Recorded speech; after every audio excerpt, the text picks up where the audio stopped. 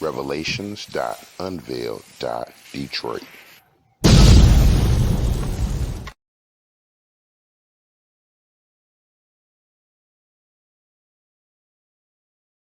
Praises, all praises to the heavenly, holy, almighty creator of infinity, eternity, the universe, and all there is. This is Revelations.Unveiled.Detroit. Hello, family. We're back together again in our wonderful congregation for this educational and respectful convocation. All praises and all honor and due respect for our holy Sabbath, our day of rest, our testimony, and our testament to the covenant between us, the children of Israel, and the holy, most high creator himself. All praises. And so, family, we are here today to go over some history and to get the testimony and the actual words of parties involved, and for us to continue to ask the question, is America racist? And for us to fortify in the fight for reparations for the American descendants of the enslaved. And so we will be going over some information regarding the survivors of the Tulsa, Oklahoma massacre, the destruction of Black Wall Street. And this is to keep it in our mind and our remembrance so that we do not let this history of America, this episode, and the voice of those still with us, and the record of those who have transitioned. And so, family, here we have two survivors of the massacre that occurred here on American soil. This is Miss Viola Fletcher, and this is Mr. This is Mr. Hughes Van Ellis. So we're going to listen to some of their words as they gave testimony in front of the American government, and the words of Miss Davis, a 107-year-old woman who survived the Tulsa race massacre, said she doesn't want to leave this earth without justice. And so we'll go over the article by the Insider, and we began. 3 living survivors of the Tulsa race massacre testified in front of a House Judiciary Subcommittee. Viola Fletcher, Hughes Van Ellis, and Leslie Benningfield Randall told lawmakers about the impact the massacre had on their lives. She's 107-year-old, family, 107 years old. All praises. A white mob burned down their thriving Black community in Tulsa, Oklahoma in 1921.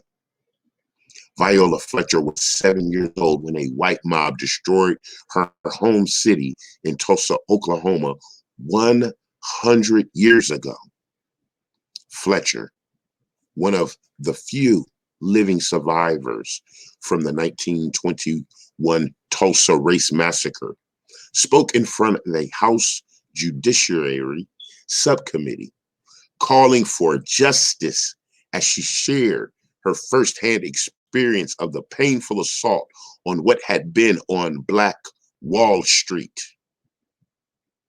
I'm here seeking justice and asking my country to acknowledge what happened, Fletcher said, during the continuing injustice, the centennial of the Tulsa-Greenwood race massacre hearing before May 31st, 1921. Greenwood in Tulsa, a district in Tulsa, was a prosperous neighborhood that represented all the best of what was possible for Black people in America, Fletcher said. Greenwood was an incredibly vibrant and energetic place, Scott Ellsworth, historian and author of a historical investigation series into the Tulsa Massacre, told the Insider. There were 35 restaurants. There was an equal number of grocery stores and meat markets. There were a dozen churches. There were 2 African-American schools, a Black public library branch, and an African-American hospital. Black professionals living in Greenwood thrived. The Tulsa Race Massacre started with the case of a Black teen who had been accused of attacking a white woman. All right, family. So again, we hear this common thread of American history. When we are separate, which is our true ordination as the holy people, when we are separate, we thrive. When we are together, we absorb the collective righteous and positive energies of each other, and we shine and we grow and we build.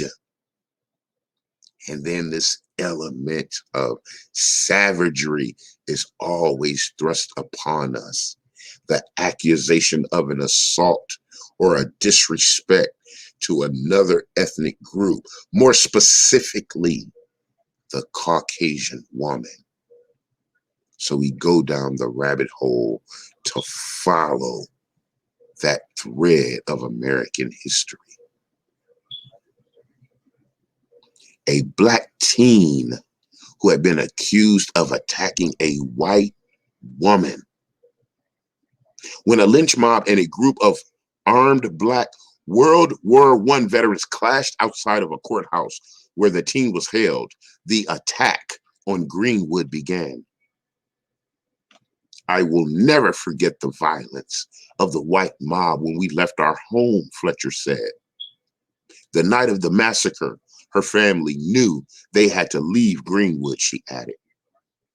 For hours, between May 31st and June 1st, white residents destroyed Greenwood as they looted businesses, fired at Black families, and set the neighborhood ablaze, according to a report by the Oklahoma Commission from 2001. An estimated 300 people were killed and thousands were displaced, according to experts. I still see Black men being shot, Black bodies lying in the streets. I still smell smoke and see fire. I still see Black businesses being burned. I still hear airplanes flying overhead. I hear the screams, Fletcher told the House committee. In her testimony, another survivor, 106-year-old Leslie Benningfield, likened the massacre to a war. My community was beautiful.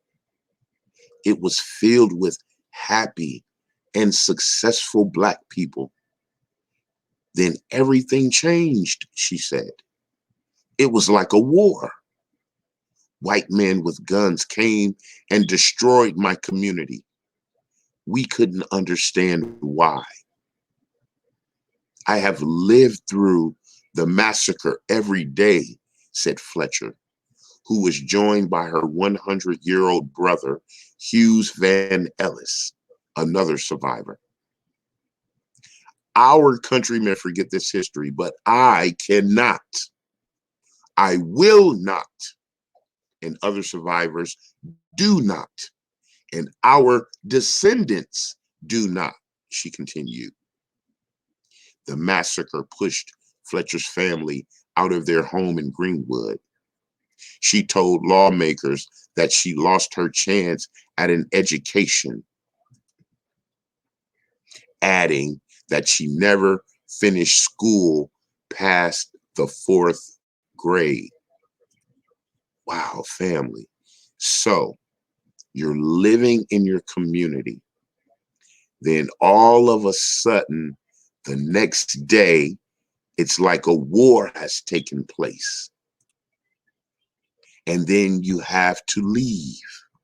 And your school and your church and your home and your friends and your family, those who survived, have now pressed upon them this trauma. And she never finished school past the 4th grade. Last year, survivors and descendants of the massacre filed a lawsuit for reparations. According to court documents, the suit was brought against 7 different entities, including the city of Tulsa, its county sheriff, and the Oklahoma Military Department. President Joe Biden is slated to visit Tulsa on Tuesday for the centennial of the riot. We are not asking for a handout.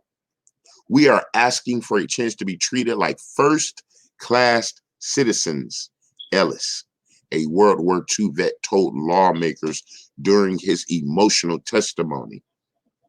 And here, family, Brother Ellis served in the country's military during the Second World War.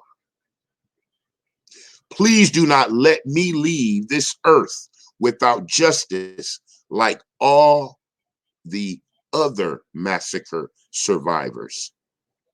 I have survived 100 years of painful memories and losses, Randall said. By the grace of God, I am still here. I have survived to tell this story. I believe that I am still here to share it with you. Hopefully, now you all will listen to us while we are still here. All praises, family. All praises to the elders and their descendants who will keep this fight alive, who will endure and endeavor and persevere to a form of justice, repair, restoration, retribution, reparation occurs. This is another episode of the darkness and the tragedy of American society, continually eliciting the question, is America racist? Who must it be proven to? When it's proven, at whose expense? Family, we will again convene and converge in peace and love and harmony and education and edification for the holy hidden nation. The biggest problem of the chosen is they are the hidden ones. For our Creator says his people are destroyed for the lack of knowledge. And here at Revelations.Unveiled.Detroit, we endeavor to fill in the holes of knowledge so that we can come to the true enlightenment of our true identity, ability, direction, and mission. All praises. So family, until we are together again, we will be in study. We continue to elevate our spiritual eye and ear for the examination of our carnal existence. And until we are together again, I love you. I love you. I love you. This is us sitting together to listen to the elders, to respect and understand our history here on the shores of America as the American descendants of the enslaved. Until we are together again. Revelations.Unveiled.Detroit.